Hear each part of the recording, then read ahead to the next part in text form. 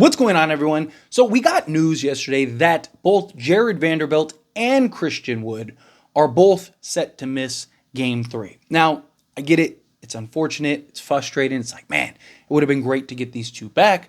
Talking about a body that you could throw at Jokic and a body that you could throw at Jamal Murray.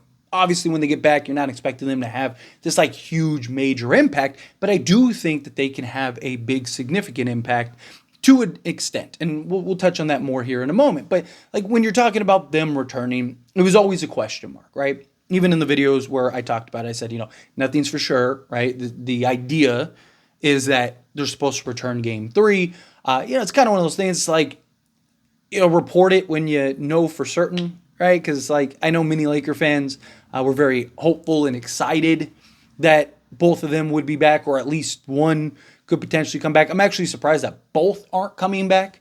Right? It would have been nice to maybe at least get Christian Wood and kind of wait on Jared Vanderbilt because the Jared Vanderbilt news kind of came out of left field. It was like, dude, he's like he was in a walking boot the other day.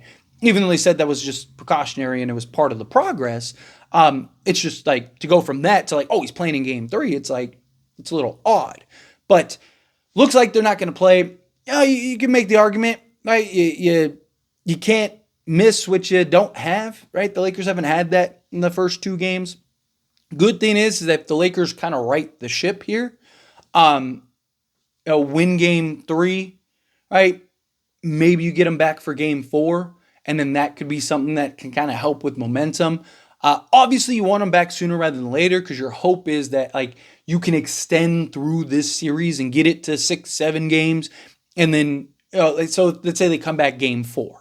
Right? It would have been nice for them to be back Game 3 because then hopefully you're hoping that you get another 4 games with them. But let's say they come back for Game 4. You'd have Game 4, Game 5, Game 6, Game 7, ideally. And you're hoping by like Game 6 and 7 that both of them are kind of in a little bit more of a flow, a little more of a rhythm, a little more just conditioned and have their game legs under them. And they're ready to kind of really make an impact for the Lakers. Because again, as I mentioned earlier, I really do believe both can really make an impact.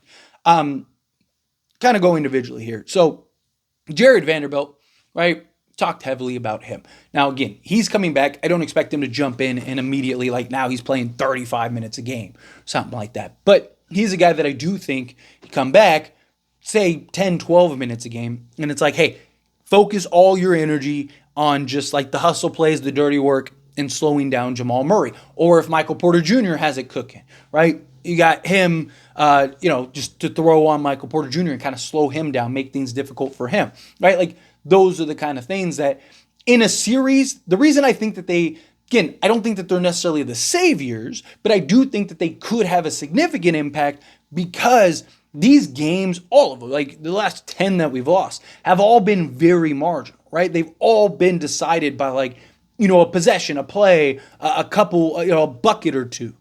And so to get a guy like a Jared Vanderbilt, who he's the guy that's sacrificing his body, chasing down loose balls, keeping balls alive, creating live ball turnovers, which lead to transition plays and just other offensive opportunities for the Lakers. Offensive rebounds lead to more opportunities for the Lakers. Just creating a turnover period, even if it's not a live ball, gives the Lakers more opportunity on the offensive side, right? Like all of those little things kind of add up, rebounding on the defensive side. And then if in the time he's in can also slow down, a Jamal Murray or a Michael Porter Jr., even just for, 5 minutes a game, right? Because I've seen comments from people that are like, if he's only playing like 10 minutes, how much of an impact can he have? A lot, right? Like that 10 minutes, I mean, even a minute could be the difference. Right? Like if Jared Vanderbilt is in that game at the end, does Jamal Murray even get that shot off? Because you know who's defending him. You know who's on him. And if he does, is it possible Jared Vanderbilt's the guy that like can disrupt him more and stay in front of him better? And especially when that's his only assignment, right? Or you could run better defensive sets for that. Like there's just so many different things like that one possession, or even the Jokic flail shot that Aaron Gordon grabs and, kicks it out to Michael Porter Jr. Does that possession happen with Jared Vanderbilt on the floor? The way he chased down loose balls or even can recover and close out, right? If he's glued to Michael Porter Jr., even if Aaron Gordon does get that rebound and kicks it out to Michael Porter Jr., Jared Vanderbilt's right there, right? Does he disrupt that shot? He doesn't make that shot and everything changes, right? If he's on Jamal Murray at the end of the game on that one foul call that Darvin Ham should have challenged, if Jared Vanderbilt's on him, maybe he gets the defensive stop and that foul call isn't made and you're going the other way, winning the game, right? Like, again, Jared Vanderbilt can absolutely be the difference between winning and losing these games because they're so tight. Again, I'm not necessarily saying lock it in, but just gives you another body to throw at guys and another defensive impact player, hustle player, things like that. Yes, he can. And then Christian Wood, a lot of the same things. Never going to stop Jokic, but he's just another guy that can go in there, give a hard playoff foul, make Jokic have to defend on the offensive side of things, right? The Lakers were having a ton of success against Jokic and Denver when Jokic was having to defend Anthony Davis because Anthony Davis was making him work and making a move, and you saw him starting to look like he was getting a little worn down. So much so that they ended up moving Aaron Gordon on Anthony Davis, and instead of us capitalizing on that, he gets one field goal attempt in the fourth quarter. Go figure, right? But point is like Christian Wood is another guy where like you could have Wood and AD on the court together, and now Aaron Gordon's got to go out and defend Anthony Davis. And now Jokic has to go and defend Christian Wood because he's a guy that can knock down, spread the floor, and hit a couple threes. You know, if he's getting wide open threes or wide open mid-ranges, he's probably going to knock those down, right? So it's like, it just gives you different looks. His rebounding would be grateful. His ability to switch and defend even out on the perimeter, right? Like a possession that comes to mind or a sequence that comes to mind is that Suns game in the play-in tournament or the in-season tournament, right? Where he's literally out there switching and defending on Kevin Durant for multiple possessions and doing a great job, right? I mean, Darvin Ham was playing him at the 3 at one point and doing a great job on the defensive side, right? Like those are the kind of things that, again, in a very marginal game, and it just gives us more bodies to throw at guys. Other guys that can do things that we're kind of lacking in areas in.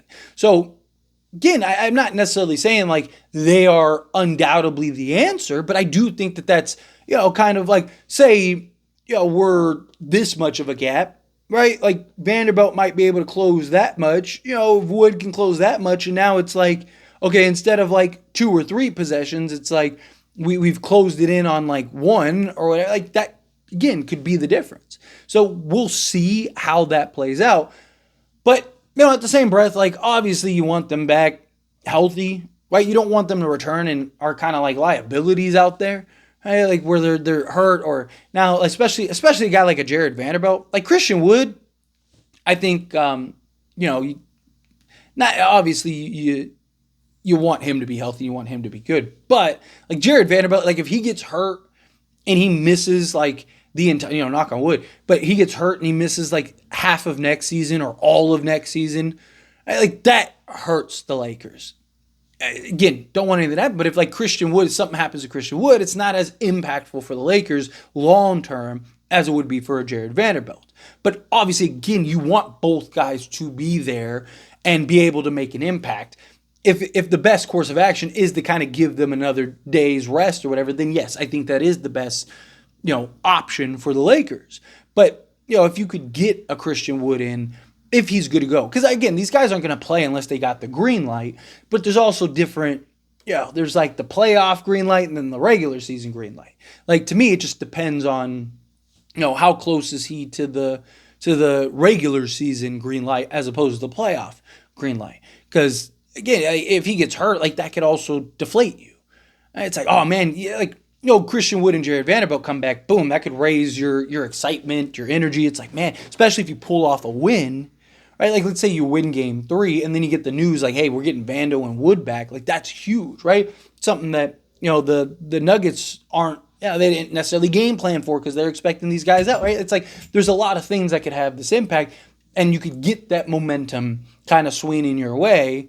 Or let's say you win your 2 home games and you get them back for the Denver game, right? Like that could be, again, the difference. Maybe you win that Denver game and you're looking to close out at home, right? So it's just, but in the same breath, they come back, they get hurt again. It's like that could also deflate you, especially if they're actually are making it. Like imagine if Jared Vanderbilt comes back and he is locking up, you know, Michael Porter Jr.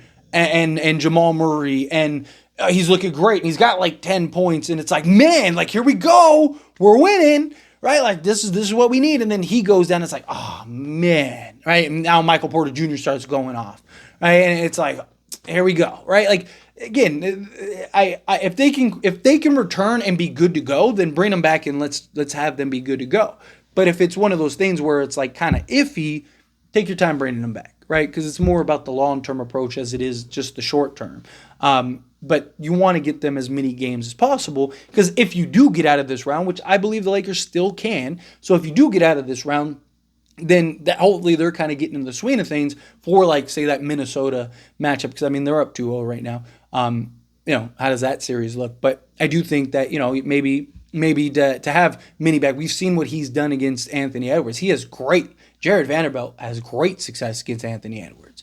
Right? It just gives you another guy to throw on them, or Mike Conley if he's cooking, whatever, right? So that could be the impact. But anyway, as always, this is a discussion. Pass a question on you. Let me know your thoughts and opinions down in the comments below. What do you think? How do you feel? Are you disappointed? Are you like, nah, it's okay, like, again, can't miss what you don't have type thing? Do you think like, man, get them back when they're good, don't want to mess with it, and now it causes further injury or anything like that? Do you think that they would make an impact against Denver? Or do you think like, how much more can they do? My thing is just, these games are so tight. Right? Like these games are coming down to 1, 2, 3 plays, over the course of a game. Jared Vanderbilt is a guy in particular, especially Vando. Christian Wood, I think, if he gets a rebound that you wouldn't get, like, again, that could be the difference. He hits a shot that our bench isn't providing right now. It can make the difference, right? Like, last game, right? We lost by 2. If Christian Wood's on the bench and he hits a 3 in the time he's in there, and when we didn't have any bench production outside of Taurean Prince again, that could be the difference between you winning and losing a game. So again, just food for thought. But let me know your thoughts and opinions down in the comments. That being said, if you haven't liked this video, hit that like button. Helps me a lot. Helps me enjoy these types of videos, and I truly appreciate it. Not subscribe channel, hit that subscribe button. Turn on the bell notifications. Appreciate y'all. See you in the next one. Thank you.